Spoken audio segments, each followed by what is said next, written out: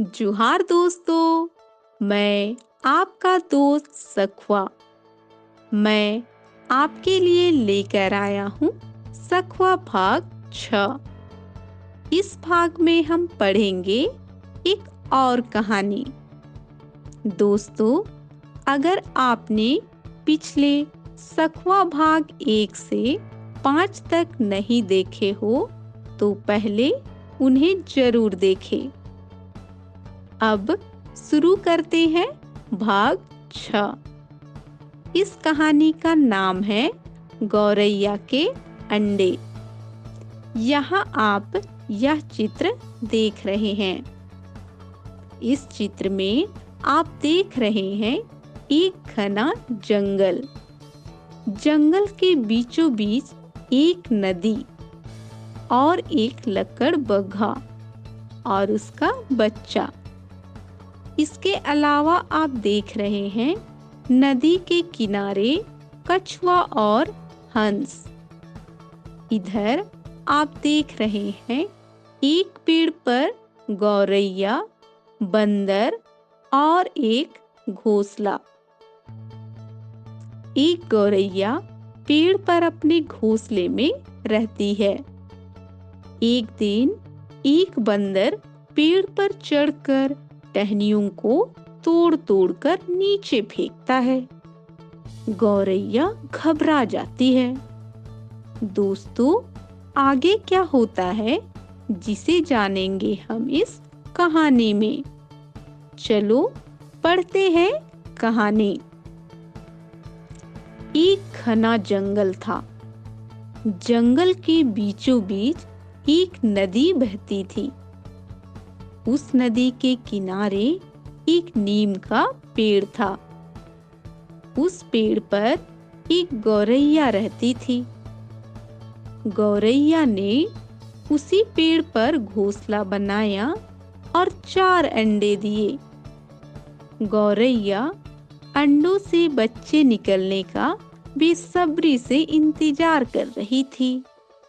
वह बहुत खुश थी कि अब जल्दी ही मेरा परिवार बड़ा होगा और हम सब खुशी से रहेंगे। उसी नदी में एक हंस रहता था और उसी पेड़ के नीचे लकड़बग्घा का परिवार। पास में ही चट्टान पर एक मधुमक्खी का परिवार। जंगल घना था और नदी भी बह रही थी, इसलिए जंगल में खाने पीने की चीजों की कोई कमी नहीं थी। मधुमक्खी फूलों से रस चूसती, हंस नदी में मोती चुगता और गौरैया फल और बीज खा लेती।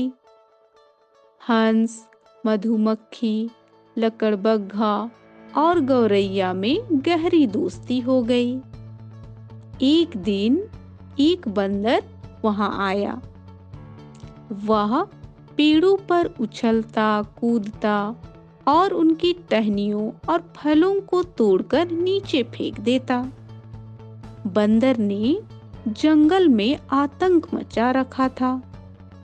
सब जानवर उसके इस आतंक से परेशान थे। एक दिन बंदर नीम के पेड़ पर चढ़ गया और टहनियां तोड़कर नीचे फेंकने लगा। गौरैया घबरा गई। उसे अपने अंडों की चिंता होने लगी।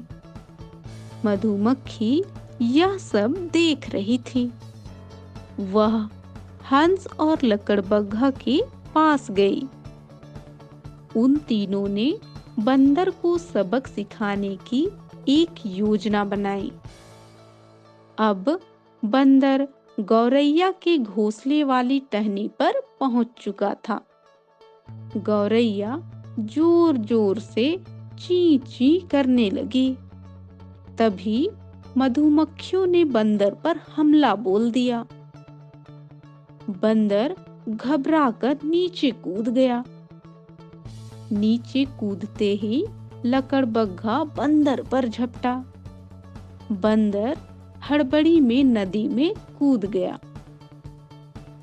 नदी में हंस बंदर के ऊपर चढ़कर उसे चोंच से मारने लगा। बंदर बुरी तरह से डर गया। उसने बड़ी मुश्किल से अपनी जान बचाई और उस जंगल से भाग गया।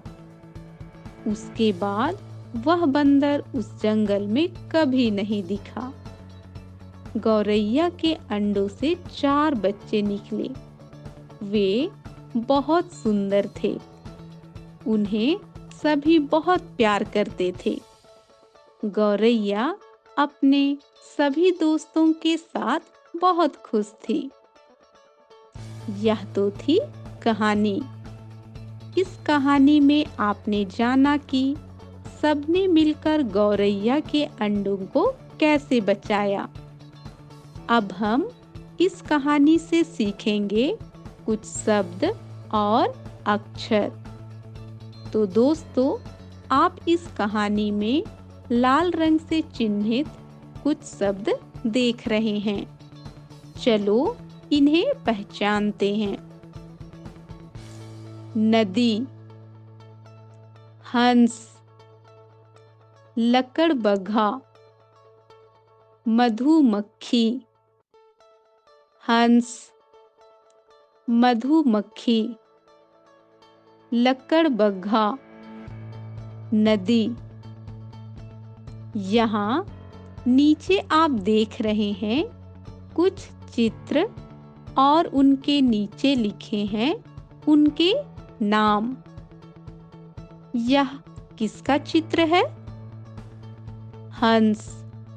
और इसके नीचे लिखा है हंस। यह लकड़बग्घा है और इसके नीचे लिखा है लकड़बग्घा।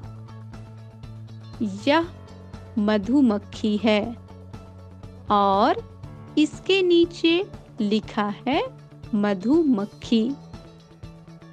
यह नदी है और इसके नीचे लिखा है नदी। एक बार शब्दों को और दोहराते हैं।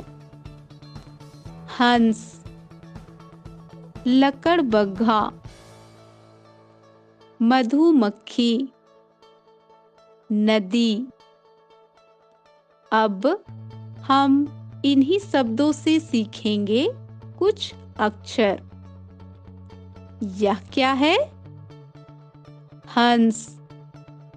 हंस में पहली आवाज है ह और यह हंस में पहले जो लिखा है वह है ह और यह नीचे लिखा है वह भी है ह। यह क्या है? लकड़बग्घा। लकड़बग्घा में पहली आवाज है ल और यह लकड़बग्घा में पहला अक्षर जो लिखा है वह है ल और यह जो नीचे लिखा है वह भी है ल। यह क्या है? नदी। नदी में पहली आवाज है न और यह नदी में पहला अक्षर जो लिखा है वह है न और यह नीचे लिखा है वह भी है न।